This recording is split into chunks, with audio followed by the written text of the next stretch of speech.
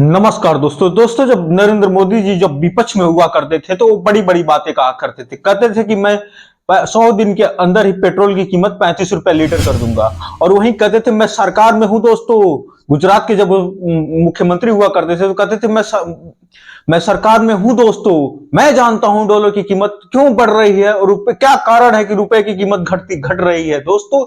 ये कहते थे नरेंद्र मोदी और तीखे बयानबाजी करते थे सेंट्रल गवर्नमेंट के खिलाफ, मनमोहन सिंह के खिलाफ। तो दोस्तों मैं बैठा हूं, मुझे मालूम है इस प्रकार से रुपया इतनी तेजी से गिर नहीं सकता। अरे नेपाल का रुपया नहीं गिरता है, बांग्लादेश की करेंसी नहीं गिरती है, पाकिस्तान की करेंसी नहीं गिरती, श्रीलंका की करेंसी नहीं गिरती। क्या कारण है हिंदुस्तान का रुपया पतला होता जा रहा है?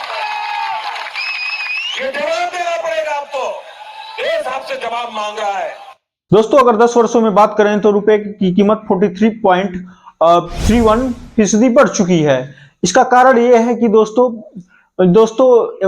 ज्यादा अमाउंट में इंडियंस को इंपोर्ट करना पड़ जा रहा है। इंडिया को इंपोर्ट करना पड़ जा रहा है, गुड्स सर्विसेज वगैरह इंपोर्ट करना पड़ जा रहा है। जैसे हम बात करें केमिकल्स की, जैसे हम लोग केमिकल्स मंगाते हैं रसा से और यही मैन्युफैक्चरिंग मशीनरी आर्टिलरी वगैरह आर्म्स वगैरह मंगाते हैं फ्रांस वगैरह से। तो भारत में इंपोर्ट बढ़ता जा रहा है जिसकी वजह से डिवैल्यूएशन किया जा रहा है। तो हम लोग समझने की कोशिश करते हैं आखिर 1947 में $1 बराबर $1 हुआ करता था, लेकिन आज के डेट में यदि देखा जाए तो $1 बराबर 86.6 रुपए हो गया है। आखिर क्या वजह है दोस्तों? तो इस वजह को समझने की कोशिश करते हैं। तो दोस्तों जब भारत आजाद हुआ था 1947 में तो $1 बराबर $1 हुआ करता था, लेकिन क्या कारण था ये डिवोल्यूशन होने लगा इंडियन रूपी का?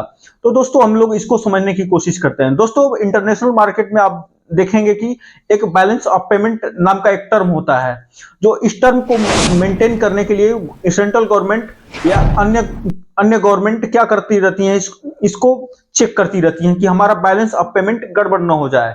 तो दोस्तों बैलेंस ऑफ पेमेंट क्या होता है दोस्तों? जब कोई कंट्री जो होती है वो एक्सपोर्ट क्या करती है, एक्सपोर्ट और इंपोर्ट का खाका तैयार यानी कि सीट बनाती है।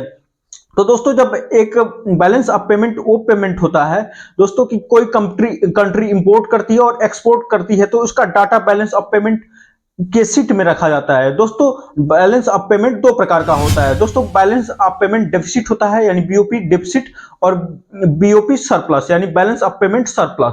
दोस्तों जब बैलेंस ऑफ पेमेंट जो होता है डेफिसिट होता है, इसका कारण क्या है दोस्तों?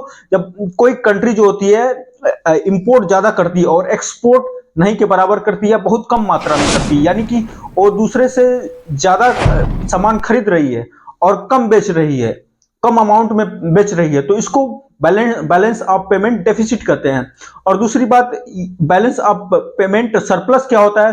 तो बैलेंस ऑफ पेमेंट सरप्लस वो सरप्लस होता है जब कोई कंट्री एक्सपोर्ट ज्यादा करती है, इंपोर्ट कम करती है, तो इसकी वजह से बैलेंस ऑफ पेमेंट सरप्लस होता है। तो दोस्तों भारत जब आजाद हुआ था 1947 के बाद, तो भारत के सामने एक मेजर चैलेंज था कि इसकी गरीबी को दूर करना। और यहाँ पे भुखमरी बहुत ज्यादा थी, तो लोग बताते हैं कि यहाँ पे अमेरिका से या अन्य कंट्री से, यूक्रेन वगैरह से भारत को लार्ज स्केल पे गेहूं वगैरह मंगाना पड़ता था भुखमरी को कम करने के लिए। एक एक रोटी के लिए भारत मोहताज था 1947 के बाद। तो तरह तरह से लोन लेना पड़ता था, लोन अमाउंट लेना पड़ता था भारत को इस गरीबी से और भुखमरी से बचाने के लिए। तो दोस्तों 1966 में पहली बार भारत के इंडियन रूपी का डिवैल्यूएशन हुआ। दोस्तों ये डिवैल्यूएशन इसलिए हुआ कि इंडो चाइना वार 1962 में और इंडो पाकिस्तान वार 1966 में हुआ था, जिसकी वजह से भारत आर्म फोर्सेस आर्म्स मंगाता था, हथियार वगैरह मंगाता था, जिसकी वजह से भारत पर कर्ज बढ़ने लगा। उस कर्ज को मेंटेन करने के लिए इंडियन गवर्नमेंट ने इंडिया रूपी का डिवैल्यूएशन किया, मजबूरी में किया लेकिन किया। दोस्तों दूसरी बार इकोनॉमिक क्राइसिस 1991 में हुआ था, जब डॉक्टर मनमोहन सिंह 1991 में डॉक्टर मनमोहन सिंह उस समय के वित्त मंत्री हुआ करते थे और प्रधानमंत्री नरसिम्हा राव हुआ करते थे।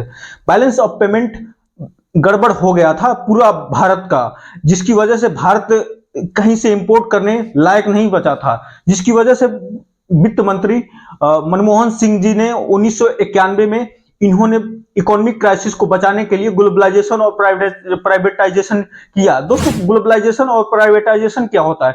दोस्तों ग्लोबलाइजेशन का मतलब होता है अपनी इकोनॉमी को पूरे खोल देना, यानी कि पूरा इन्वेस्टमेंट करना, यानी कि बाहर की कंपनियां आएगी आपके देश में इन्वेस्ट करेंगी। लेकिन पहले ऐसा नहीं हुआ करता था। प्राइवेटाइजेशन का मतलब यह था कि कुछ ऐसी सरकारी जो घाटे में चल रही हैं सरकारी इंस्टीट्यूशन, उनको प्राइवेट हाथों में देना, ताकि भारत में इन्वेस्ट हो सके, भारत एक ग्लोबल मार्केट का हब बन सके, ताकि भारत की इंडियन इकोनॉमी आगे बढ़ सके, बूस्ट हो सके। तो इसके लिए इंडियन गवर्नमेंट ने यह प्लान बनाया, तो जिसकी वजह से फिर से डिवैल्यूएशन करना पड़ा इंडियन करेंसी का। तो दोस्तों इसके बाद हम लोग देखते हैं 2014 में जब भारत काफी, जैसे $1 बराबर 60 रुपया हुआ करता था।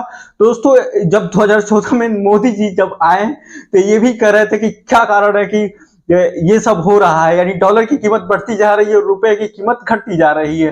तो दोस्तों ये बचाने के लिए आए थे, लेकिन ये भी नहीं संभाल पा रहे हैं, तो जिसकी वजह से तरह तरह की परेशानियों का सामना करना पड़ रहा है।